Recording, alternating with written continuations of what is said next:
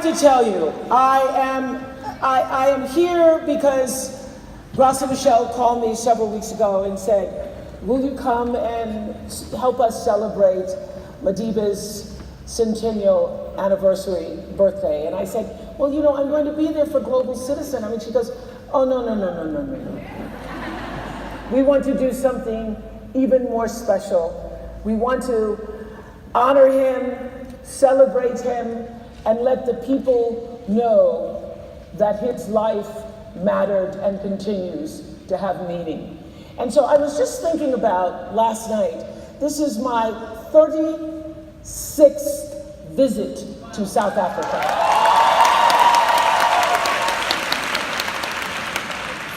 I have been here 36 times, and I keep coming back because I love this country, and I love its people.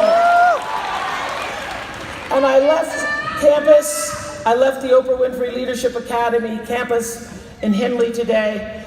I come at least once a year to teach a class called Life 101. It's everything I wish somebody had told me before I graduated.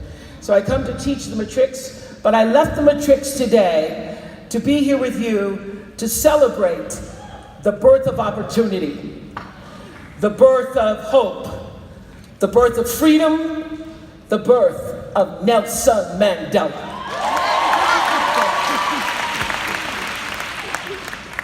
I loved him so, and he was my favorite mentor because he was a man who could have sought revenge, but instead he sought reconciliation.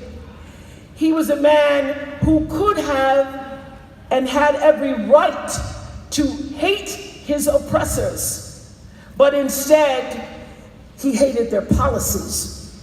And he was a man who could have actually crushed his opponents with his power, but instead he chose to defeat them without ever dishonoring them.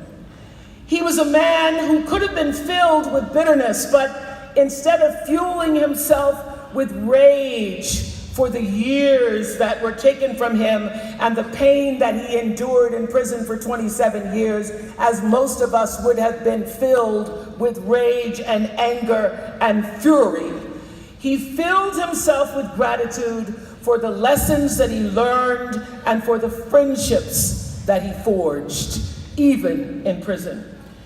He was a man, because of those 27 years, was not allowed to raise his children, but instead he raised a nation. And our world, and South Africa in particular, is the better for it. I have to tell you that I met Madiba when he came to the United States, and it was like coming home. And I have to say that I had decided that I was going to do something for South Africa. The year I was building my home in Los Angeles, and anybody who's ever built a home or built a kitchen or remodeled a bathroom, when they tell you it's going to be done, it's never done. So I'd been told that my house was going to be done, finished by Christmas 2002. And of course it wasn't. And I started to think about what is the ideal thing to do for Christmas, since I can't be in the house and have the Christmas that I wanted. And I started thinking about when I was growing up poor with my mother in a town called Milwaukee, and my mother was on welfare, and there was my mother, my half-brother and sister and I, and my mother called me into her room on Christmas Eve to tell me that there would be no Christmas this year.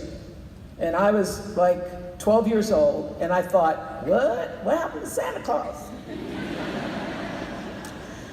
I kind of was getting onto that Santa Claus thing, but you know, you get more presents if you believe.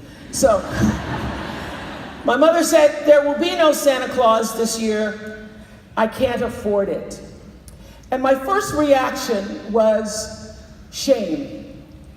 My first reaction was embarrassment. because I thought, what will my story be?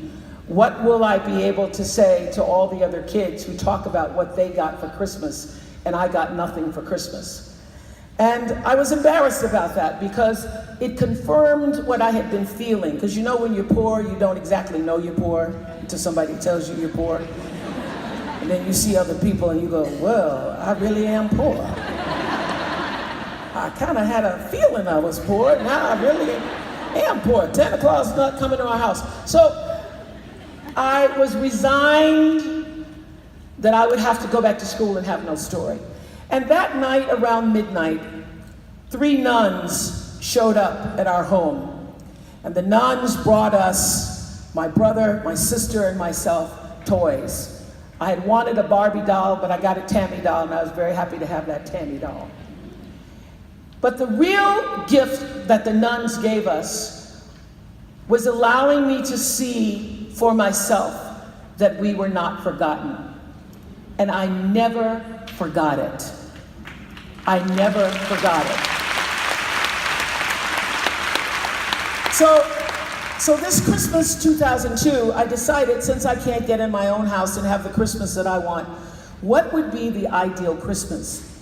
I thought of Madiba, I thought of South Africa, and I made a decision to come to South Africa and do something I call Christmas kindness. I brought 50 people from the United States. I hired another 50 people here in South Africa, and we took caravans from one province to another. Thousands and thousands and thousands of toys and books and clothes to give to children.